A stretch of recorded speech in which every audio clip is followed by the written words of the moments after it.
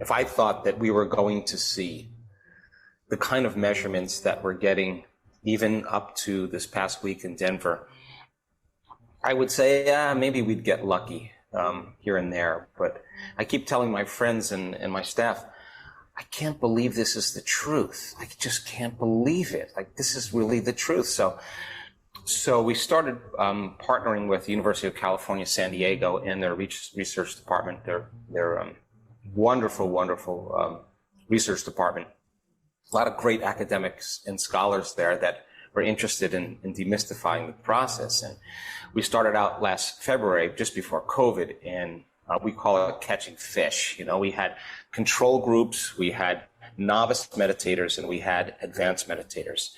And we wanted to see advanced meditators, people who do my work for more than 6 months, and they do it just about every day or 5 times a week. And novice meditators are people who came, saw the introductory courses, didn't really have a lot of experience, and then we just grabbed a bunch of controls that were husbands or wives or people that were there that just going to hang out at the hotel for a week. And we wanted to see what kind of dramatic changes. So we took a lot of pre-measurements, and we took a lot of post-measurements, both brain scans, HRV scans, and then we drew a lot of blood, and we were looking up thousands and thousands and thousands of biological markers that cells produce when they're healthy and when they're sick. And we have sophisticated instrumentation that we have access to. And so right after the study, I get a call from the vice chair of research there, and he says, I think we need to talk. And I said, okay. And he said, you know, I love when he says this, we have some really compelling data. And we saw some people in the advanced meditator group came in like really stressed and really sick. And then in 7 days, there was a dramatic drop in their cellular function across the board when we looked at their plasma, like dramatic. So we started looking to see what is it in this blood that is so unusual. And so COVID happened, and we said, let's apply for a grant to do research for COVID. You know, so a group of us got together, we wrote a grant, and we took the blood of one particular person who had dramatic changes, who, by the way, also sent in, unbeknownst to me, his story of his transformation was nothing less than supernatural, his inward event that was so transcendental. And we happened to capture him during that event. He had a HRV monitor on, and the amount of love that he was feeling was certainly a lot of love. It wasn't a little bit, it wasn't a lot, it was a supernatural amount. The amplitudes on his measurements tell us something profound's happening. Then we happened to capture his brain right after the experience in our post-measurements, and there was a lot of great changes going on in his brain. So when we looked at his blood, all of a sudden we got a story, we got brain changes, heart changes, and a lot of coherence. And when we look at his blood, we say, okay, something's crazy happening. So let's take a pseudovirus that acts just like SARS-CoV-2, and let's subject the control group to the SARS pseudovirus, see what happens. Let's subject the plasma of the novice meditators, and let's look at the plasma of advanced meditators. And as you would suspect, the controls, the cells in the plasma absorbed the virus, and when it gets inside the cell, it produces a bright red field. So we saw the cells infected. Then we looked at the novice meditators, and we saw some cells were infected and others weren't, or there was some type of resistance. But when we looked at his blood, there was an absolute resistance to the SARS virus. And we subjected his blood before the week long, and his blood was very infected.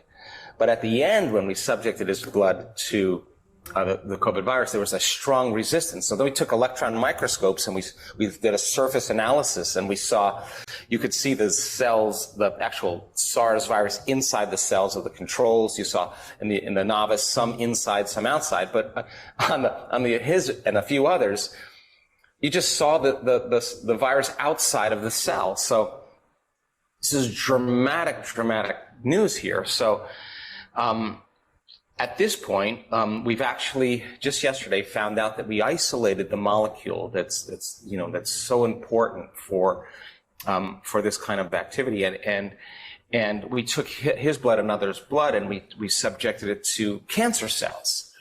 And a cancer cell produces an enormous amount of energy. They're almost immortal. And the mitochondria in the cell, which are the lungs of the cell, the energy packets of the cell, and a cancer cell are the ATP they're at very high levels.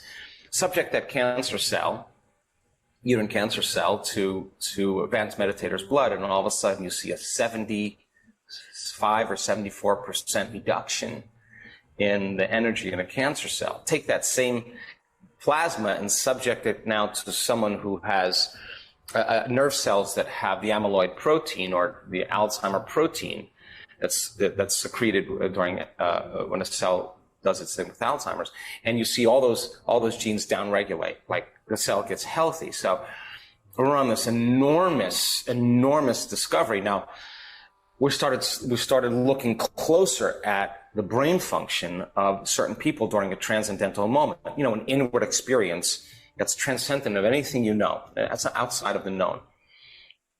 And the amount of energy that we're capturing in a person's brain when they have those moments it's so outside of normal, and it tends to be in these beautiful mathematical formulations that are just like the golden mean, that kind of spiral that makes up ears and shells and universes and everything else, the patterns, in pine cones and seeds and flowers. There's all the same pattern. So we start looking at the data, and the mathematical probability of something like that happening is statistically impossible according to the research. And if it did occur, it would happen as a random event that would last for a millisecond. And here we are, we got this sustained states. So like if you're listening to me right now, your auditory circuitry is going, I'm talking, you may have a little visualization of what I'm saying, so you might get a little activity. But if you look at the brain, it's about 4% of the brain, maybe 5% of it firing at one time. So when you get this amount of coherence, what syncs in the brain links in the brain, so you get this kind of intense amount of order in the brain, and waves build on waves when that happens. So 28% of the brain is functioning in order as compared to 4%, and the person's having an arousal. And there's so much order taking place in their nervous system. Remember, stress is autonomic dysregulation. The autonomic nervous system dysregulates. The amount of energy, the frequency, the intensity is happening in the autonomic nervous system that's causing the person to feel an arousal. And the arousal is nothing short of ecstasy or bliss, and they experience wholeness. And so we see more wholeness reflected in the nervous system. There's the blindness, now it's gone. There's the deafness, and now the deafness is gone. There's the stage 4 cancer spreading to the bones, to the peritoneum. There it is, and then there it's not. The person's getting a biological upgrade. There's a person with a paralyzed limb from a stroke, and then now the person is lifting their arm above their head. Now, I have to tell you that when I see something like that, I think I'm more surprised than anybody, because you change the pattern in the field. You change the hologram in three-dimensional reality. It's not the tumor. The tumor is the illusion. It's the projection from source, right? It's the pattern that's in the field that's causing the projection.